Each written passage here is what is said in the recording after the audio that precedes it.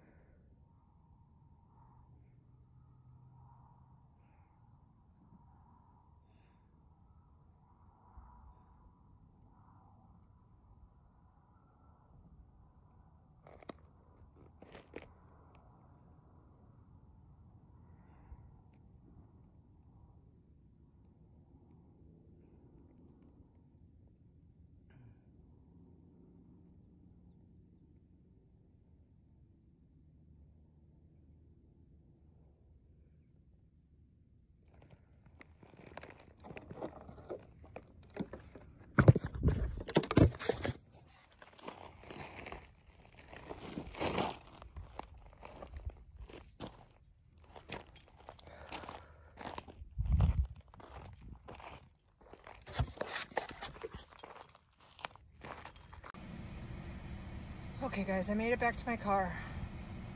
The air is on. I'm trying to cool off. I'm literally trying to cool off my crotch at the moment. I have one foot up on the dashboard and one foot on the airbag. My legs are straddling the steering wheel. Oopsie. All right. You guys, I am so sorry I did that. Like, and I'm the person that badmouths and like bitches about the people that call for rescue off of Camelback Mountain in the hot weather. Camelback Mountain is a known strenuous hike though. And what's bad is that the local hotels recommend it to visitors, you know, to go check out for the views, right? And by the way, this isn't Camelback Mountain. I've never hiked Camelback Mountain because it's rated pretty difficult. And I'll be like, why the hell did that person try and go hike when it was 110 degrees outside? Well, when I started, it was wee 90s, okay? So I'm not, to me, that's nothing. You know, I'm used to that. I live in the Valley of the Sun. Right now, temperature is 101. So it raised, you know, a good 5 to 8 degrees while I was going up the mountain. And really, it's not that far of a hike. It's really not. There may be an easier way to it, but it's going to be through the Phoenix Raceway, and that's gated off right now because it's closed. There's no races. I'm going to take a picture for you guys so you can see what Phoenix Raceway looks like, because a lot of people don't even know it's there. It's hidden right next to the mountains. It's also known as PIR, I think, Phoenix International Raceway. I don't know what, I think that's what it stands for. I mean, international, I don't get that. If that's the case, I don't understand why it's international. You can only go on a circle or an oval and not international. Maybe that's why it's just Phoenix Raceway now. Here comes another car. I hope somebody is not as stupid as I was. There was a couple that was strolling along when I walked up, so I was like, okay, no problem. You know, I can do this. This is another couple. But when I got to the top of the mountain and my phone overheated and it's like you can't video anymore, I was like, oh shit. So this is a very bad idea. I don't recommend it to anyone, not even an experienced hiker. No. It looks intermediate, but it's difficult. If you're gonna do this hike, take hiking poles, because there's lots of rocks, loose rocks that you could fall. Like, I probably scooted halfway down that mountain on my butt on rocks. So what am I gonna do right now? I did have something planned after this. I think I'm just gonna go home and get in bed and be smart, because I did have a partial seizure on the mountain. I'm gonna talk to you guys more about that in another video. I was recently diagnosed with partial seizures. So I don't have the kind where I shake and I'm unconscious. They're different. I'm very conscious and aware that they're happening. Don't hike alone. Don't do what I did. Do what I say, not as I do. So, I am going to do this hike in the winter for you so I can show you that gorgeous view, because it really is gorgeous up there. It's quiet.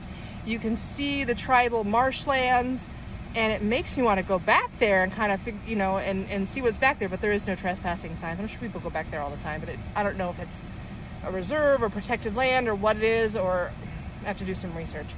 But that view is going to have to wait. I'm going to insert some photos though for you at the end of this video so you can see what I'm looking at. So the whole point of this video was to show you the point of origin, okay? And where all the measurements for the state of Arizona begin from, okay? It's a historical marker. It's just something really neat, okay? It's just neat. There is a street called Baseline here in Arizona, and it is completely in line with Baseline. Baseline, it is the baseline to the Phoenix metro area and to the state of Arizona. And if you look out east or west, the marker lines up with Baseline Road. And then in the north-south direction, it is Avondale. I think it's either road or avenue, I'm not sure. So to explain what the whole point of that is, I'll go back as far as George Washington. George Washington was very, very interested in surveying land, okay? So he's kind of the pioneer of this kind of a thing. Finding a point of origin, a marker, and measuring from that point of origin to other areas, other distances. So all of your mile markers on the freeways and measurements of distance from, you know, when it says 23 miles to Phoenix or, you know, 200 miles to California, that marker is the baseline that they used to help measure and determine the distance that you're traveling. Pretty cool, huh? It's pretty cool. I'm a nerd like that. So, you cannot get lost in the Phoenix metro area. It's impossible to get lost in the Phoenix metro area because of this marker. So I'm gonna explain why. Phoenix is on a grid system. I was told that when I first moved to Phoenix, and I was like, okay, whatever that means. It's literally on a grid system because of this marker. This marker helped create that grid system. So from east to west, we have streets and avenues, and then there's a central road in the center of Phoenix. Going to the west is avenues, going to the east is streets, and they're numbered starting from central. It'll go first, second, third, fourth, all the way out to, like, you know, way out in the hundreds. Like if you go way out towards California, you're gonna see like 400 and something street, or avenue, I'm sorry, avenue. So that's how far that goes. And then going from north to south are street names, so avenues and roads. So when someone tells you, yeah, I'm at Baseline and 23rd Avenue, you can figure that out because it's on a grid. You're literally just gonna go either right or left till you hit a street or avenue that matches up with your number, and then you're gonna either go north or south because it's on a grid. It's so easy. You cannot get lost in Phoenix metro area. So if you ever think that you're lost, just remember this video and think back to this point of origin marker and Laura from Atomic Adventures and Reviews telling you that Phoenix is on a grid system. East to west is numbered streets, north to south is street names, and that will help you navigate through the metro area and never ever get lost because you can always find the numbers. Okay, numbers don't lie. You can always find your way. So that is the video. I'm gonna clip in the photos. I'm gonna go take a picture of the raceway. I'm gonna go home, be a good girl. I'm gonna hydrate. I'm gonna get in bed. I'm gonna rest. I'm gonna take my seizure medication, and I'm not gonna do this again. All right, love you guys. Until next time, peace out.